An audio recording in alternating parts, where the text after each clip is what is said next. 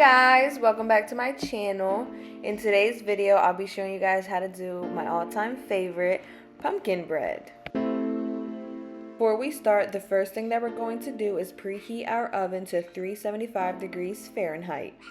We're going to start off by mixing our dry ingredients in a bowl. We're going to add our flour, and to that we're going to add our pumpkin spice, our baking soda, and our salt. I'm going to grab a spoon so I can give it a quick mix so all the ingredients are combined. Also, don't forget that down below in the description box you can find the recipe to this video.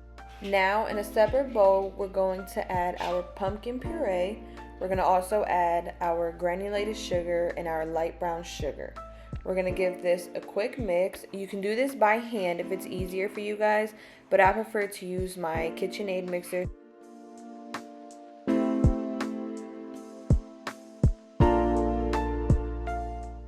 Next, we are going to add our eggs and our oil, and once again we're going to let that mix.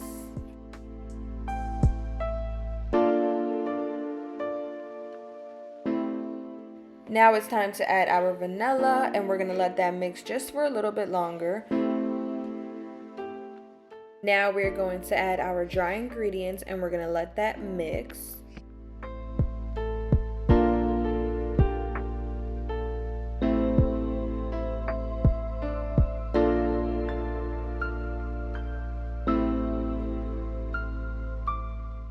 After adding the flour, make sure to start at a low setting because as you can see in the video, my flour started going everywhere.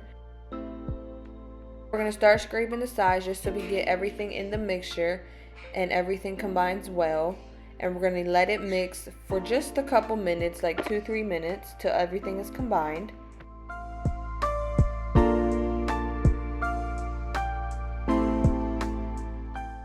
Once everything is combined, this is the texture of how our mix is supposed to come out.